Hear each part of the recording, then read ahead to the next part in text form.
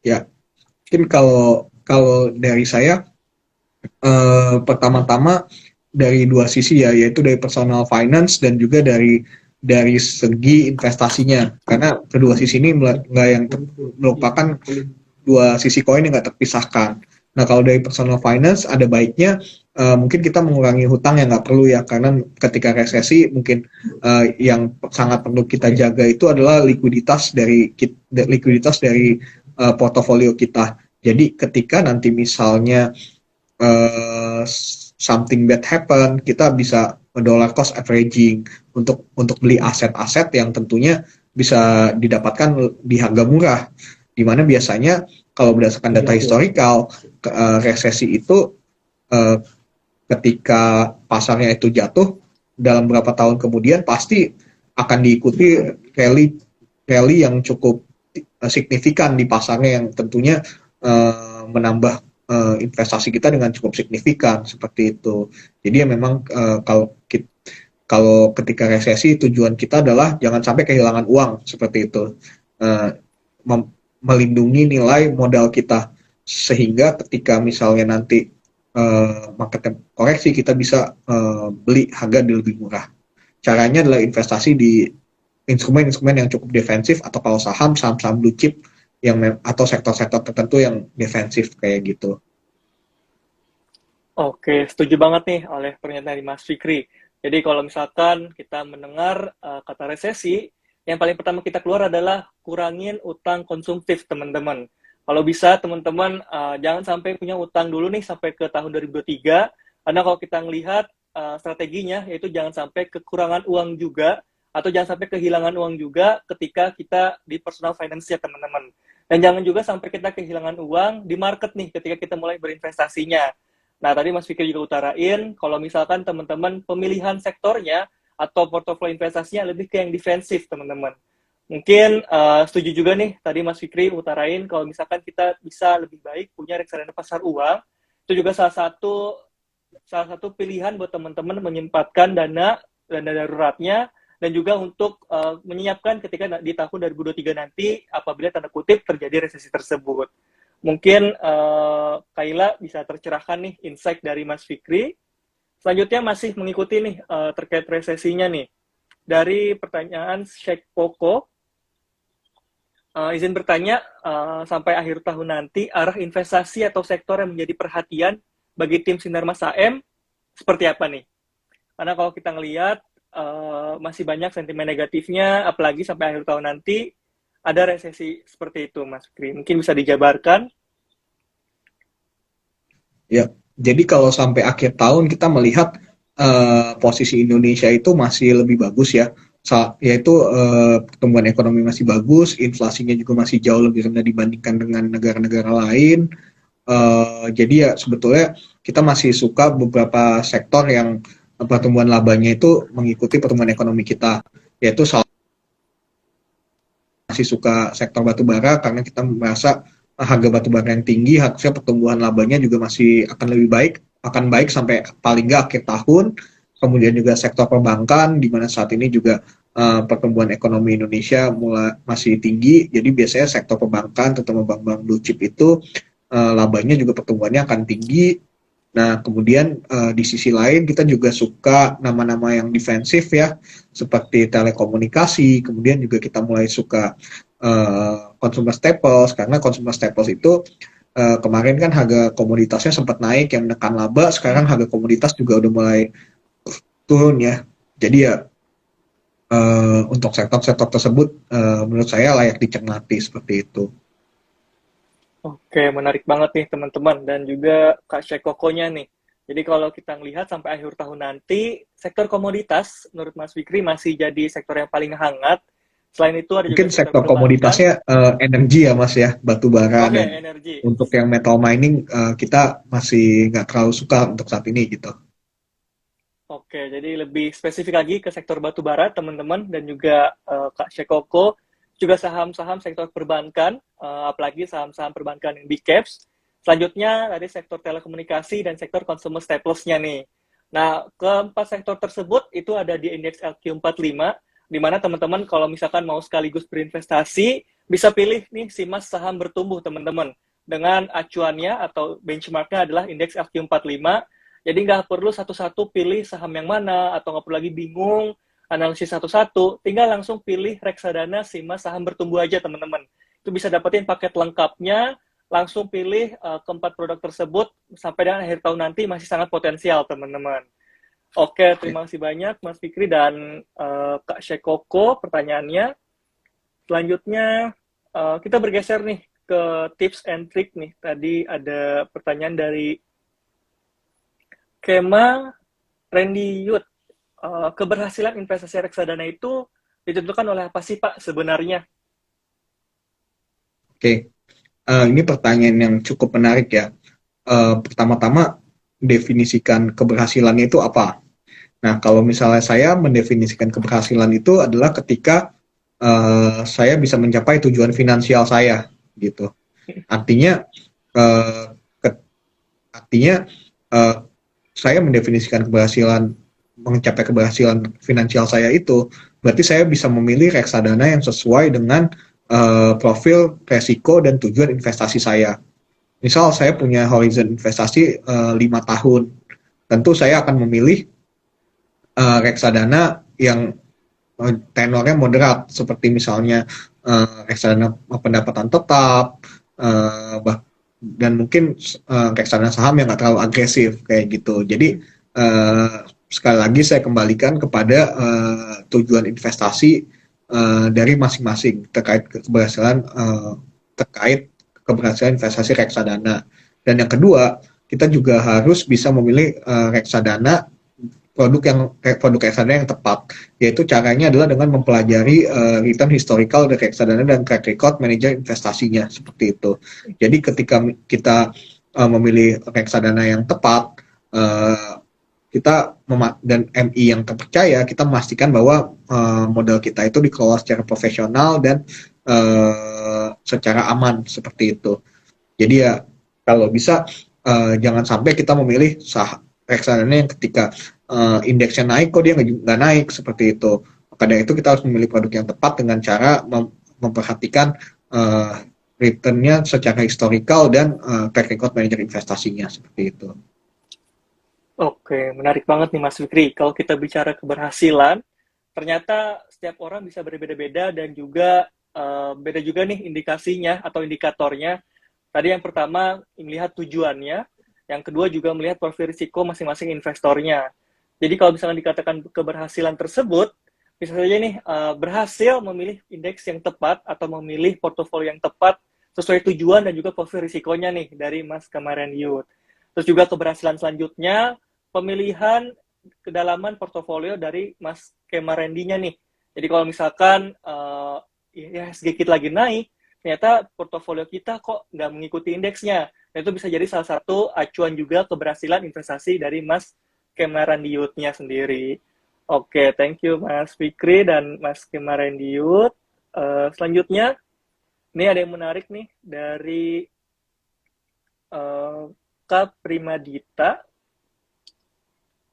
Oke, nggak bisa dipin. Kita bacakan. Apakah kenaikan suku bunga ini yang saat terjadi berpengaruh negatif terhadap reksadana pendapat tetap atau sebaliknya nih, Mas Fikri? Ya. Saya jawab secara umum, mungkin kenaikan suku bunga itu biasanya jelek untuk semua kelas aset, baik saham, reksadana, saham, obligasi, dan mungkin yang agak positif cuma pasar uang, karena kenaikan bunga itu biasanya bunga deposito juga naik gitu ya. Tapi tentu karena secara umum memang pasar itu akan mengalami pelemahan, tentu pasar obligasi juga akan mengalami pelemahan, sehingga reksadana obligasi juga biasanya mengalami penurunan. Tapi tentu penurunan di pasar obligasi biasanya itu nggak akan separah penurunan di pasar saham atau produk reksadana saham. Karena kan kalau obligasi yang seperti kita tahu, walaupun harganya bisa turun, tapi dia masih punya kupon atau pendapatan tetap yang dibagikan secara rutin, di mana hal tersebut akan menjadi support ketika harganya turun, seperti itu. Oke, jadi kalau dikatakan secara generalnya, tadi Kak Prima Yudita, secara general kenaikan suku bunga itu, apalagi kenaikan suku bunga yang berkali-kali atau 2 bulan berturut-turut, itu jadi sentimen negatif buat keseluruhan kelas asetnya nih. Jadi kalau kita melihat, ini bisa jadi tanda kutip sentimen negatif juga ke market kita sendiri, baik itu ke market saham dan juga reksadananya nih. Tapi yang dapetin sesi positifnya, itu adalah reksadana pasar uang itu sendiri nih, Kak Prima Yudita. Jadi bisa nih dialokasikan dulu sebagian besar portofolionya ke reksadana pasar uang, sampai dengan nanti suku bunganya sudah mulai melandai nih. Oke, thank you Mas Fikri atas jawabannya. Selanjutnya nih ada yang menarik juga, ini sedikit bergeser ke reksadana saham. Kondisi sekarang yang dalam kutip tadi ada kenaikan suku bunga, terus juga ada inflasi yang tinggi, banyak dibayang-bayangi resesi. Reksadana saham itu kalau di posisi sekarang, bagus gak sih kalau kita tetap cicil, Mas Fikri? Ya, sekali lagi, kalau reksadana saham ini kan cocok untuk tujuan investasi jangka panjang ya. Jadi ketika misal tujuan investasinya memang jangka panjang, itu menurut saya nggak ada masalah kalau kita mau tetap cicil beli rutin dan disiplin seperti itu. Jadi memang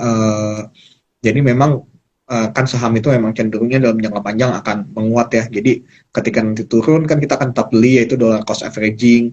Jadi ya memang keep calm investing seperti itu.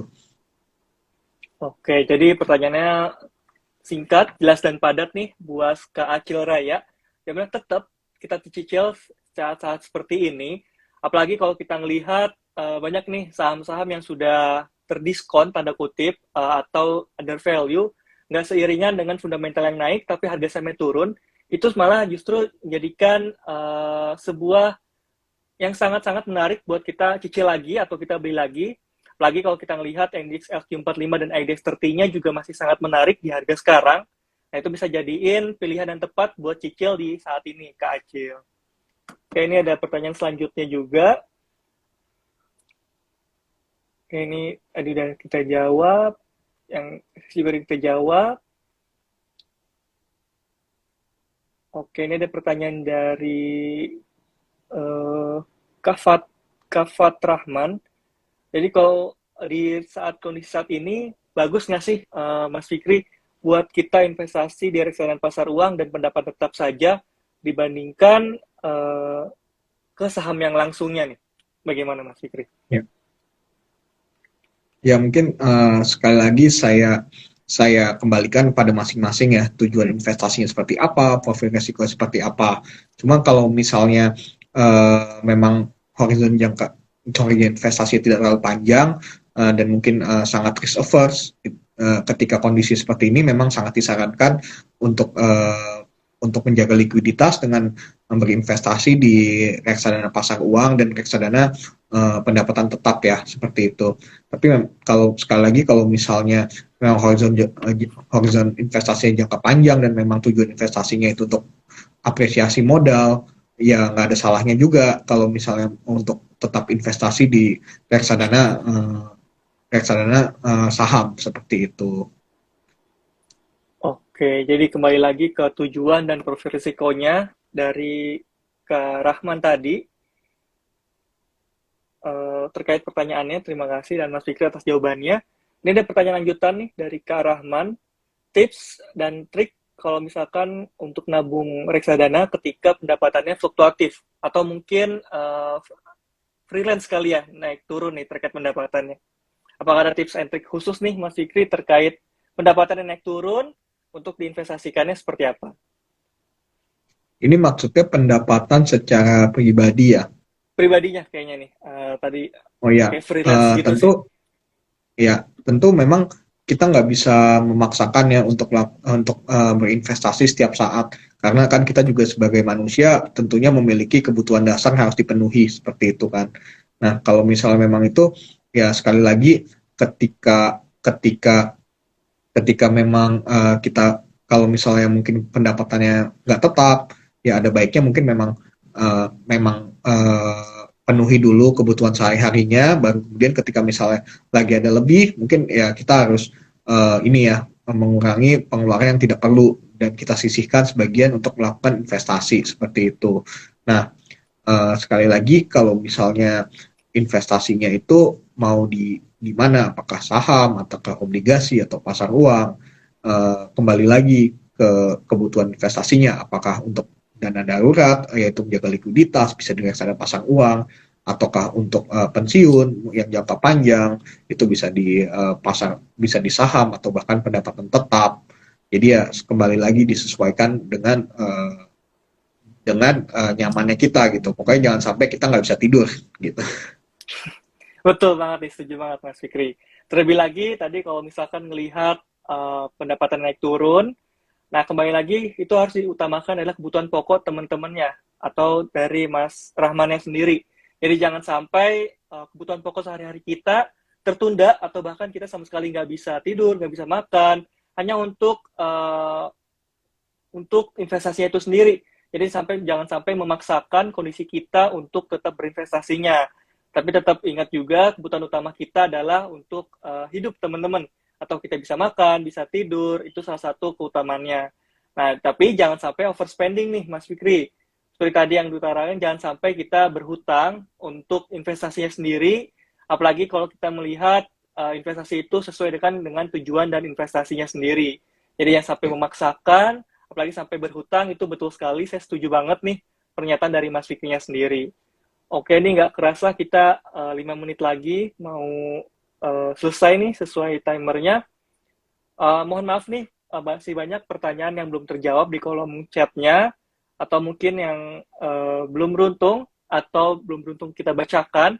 Tapi jangan sampai kelewatan nih, setelah ini kita akan ada story atau IG story terkait pengumuman pemenang yang menang, yang beruntung juga terkait 5 pertanyaan tersebut nanti kita bacakan. Nah ini nggak kerasa udah 4:30 nih Mas Fikri. Mungkin bisa minta nih aku closing statement-nya dari Mas Fikri terkait dengan IG Live sore hari ini. Ya, jadi closing statement dari saya, memang market saat ini masih menantang ya. Tapi sebagai investor kita nggak ada alasan untuk pesimis. Sebagai investor tuh kita harus selalu optimis akan masa depan.